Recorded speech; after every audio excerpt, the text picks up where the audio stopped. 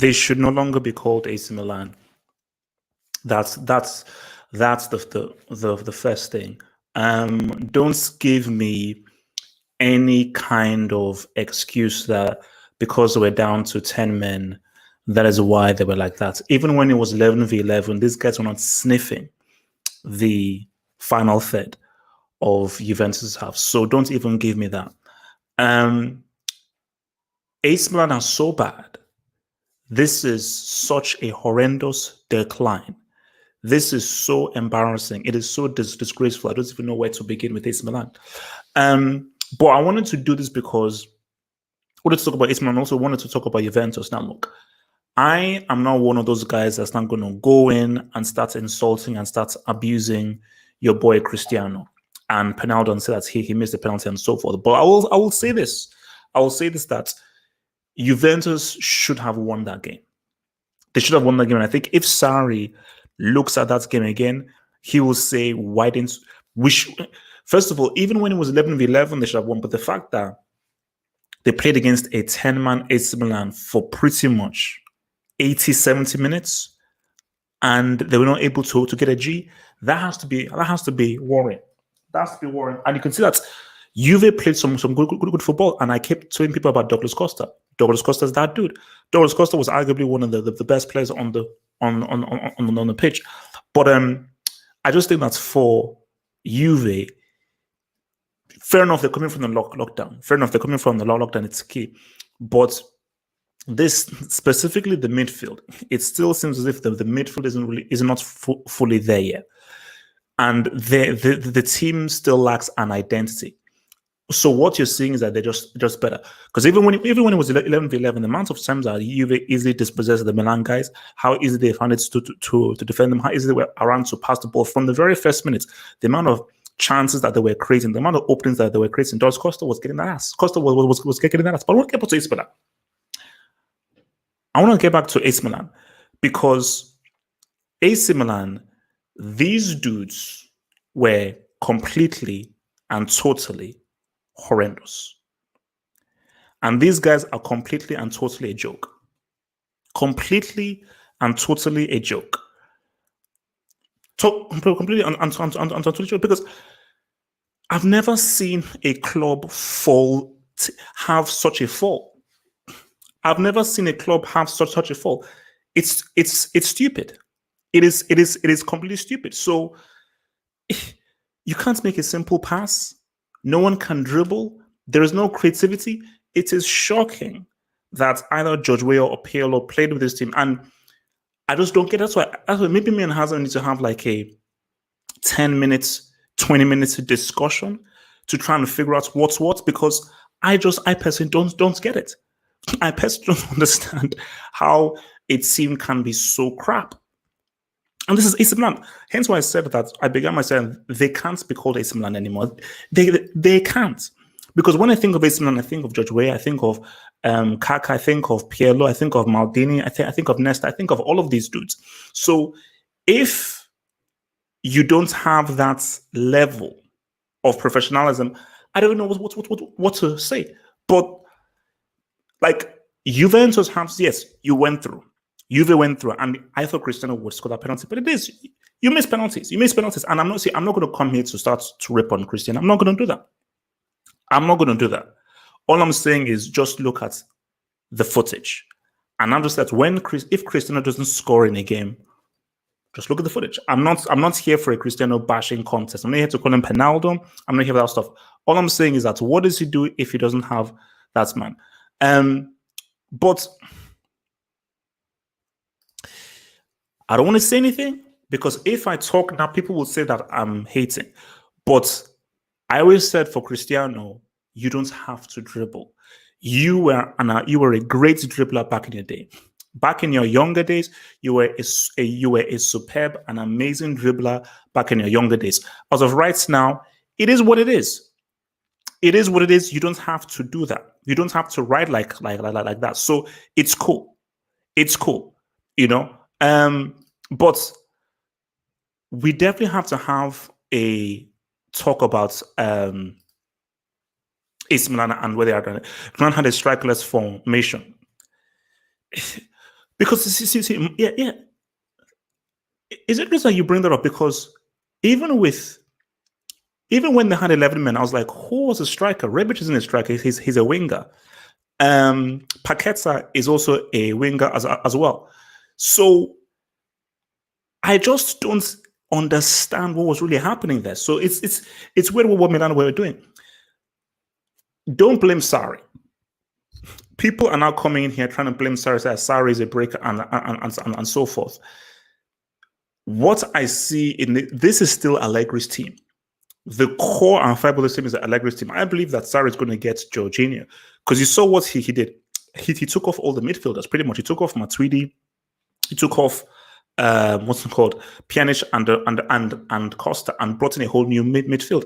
I just think that the balance of the team isn't fully there yet, and because remember the midfield is the core of your team.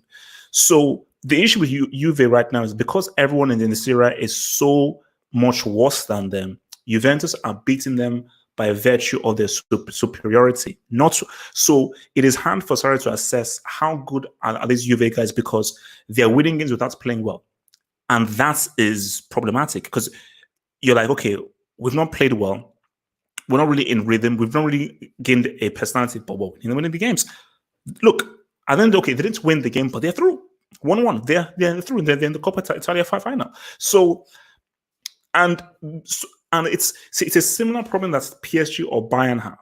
It's a similar issue because if you're in a league where you're so much better man for man than the rest of the league, it is hard to know where you are in Europe because for Juventus, they will sleepwalk to the Serie A, but it's like, where do we stand when we get into Europe? And for me, with this Juve team, I don't know how they would do against like a fully strength Bayern, a full strength Real, a full strength Man City, where boom, tap for tap. Because hey, guys, let's be real, AC Milan are horrible. Let's keep it real. AC Milan are flipping horrible. They're flipping horrible, So they're just so bad. But look, all I've always said to people is my thing with Cristiano is that like I don't want to come across as a hater. All I say is that if Cristiano doesn't score in a game, what does he do? Because in that game I watched, the best player on that pitch, De Ligt was all right. De Ligt was actually pretty good. Was Douglas Costa. Costa was the best player on that pitch. Dybala was, he was okay. He was here and there. Bentancur did their thing. De Ligt was actually pretty good. No, De Ligt and Bentancur were good though. Bentancur and De Ligt were actually pretty good. But Bentancur is always good. He's very consistent. But I thought the best player on the pitch was Costa. Cristiano did do some good things, like that little dribble that he did, and he did that little spinning and cross. So some of the stuff that he did was good though. But overall, if he doesn't score, I don't know what other useful thing that he has in there, So I'll take a few questions that I'm out of here. Remember, guys, 11 p.m. is the Q&A. At the top of the hour is the Q&A, but I just thought I was just going to do a post-match review of this. But all in all, AC Milan are horrible. Even if Milan had 11 men, let me be clear, even if they had 11 men, they were never going to win this game. They were never going to win this game. Juventus are just so much the better side. Now, Ibrahimovic may have actually helped them in it, but they're just so much the better team. So, and which is why watching the game, I was like, this is as soon as Rebic tried to audition for Ip Man 5, and hopefully he gets a guy. I mean, I don't know, but I think he was trying to audition for Ip Man 5. So I need to speak to Donien to see if he gets it. As soon as he got sent off, I was like, guys, this is torture. It was torture because you were like, Milan were just going off scraps, and not only were you going off scraps, where's the striker? Where is the target man? So every time they got to the final third, I was like, no one can dribble, no one has any creativity, no one has any imagination. There is no striker, so there's no one to play off of. So I don't know what Pioli was smoking, but if you're playing with 10 men, you need a striker. At the very least, you just need someone you can pump the ball to. So it's thinking. And just with Cristiano, all I say is this, is that his best days are behind him. He is still a very good goal scorer, an amazing top goal scorer. And you can see that he was pissed off that he missed the penalty, which is why he was just going all in. But, All right. Let's see. Call me stupid, but Dybala was more ish than Cristiano. Dybala wasn't. Yeah, I mean, for me, I would say that Cristiano did more than Dybala. He did more. Now, Cristiano, not that Cristiano was great, but Cristiano did more. It was again another quiet game from Dybala. The only thing he did was that shot that he had, that Donnarumma palmed away. The midfield has no creativity. You see, the issue is Pjanic is on the way down. He's declining. Khedira is past it. Matuidi is not a creative midfielder. For some reason, Rabiot just doesn't fit into this team. So really, the best midfielder that Juve have, the most consistent, is Bentancur, who isn't a creative midfielder. He's like a box-to-box, all-purpose midfielder. And Benedeschi was good last season, not so good this season. So Juve don't have a really good quality midfielder, hence why they're trying so hard to get Pogba. Because if Juve gets Pogba, it greatly improves the team. What's happened to Sarri's system? They don't even do a high press anymore. I think what is happening is he needs time. This isn't his team. He need two things.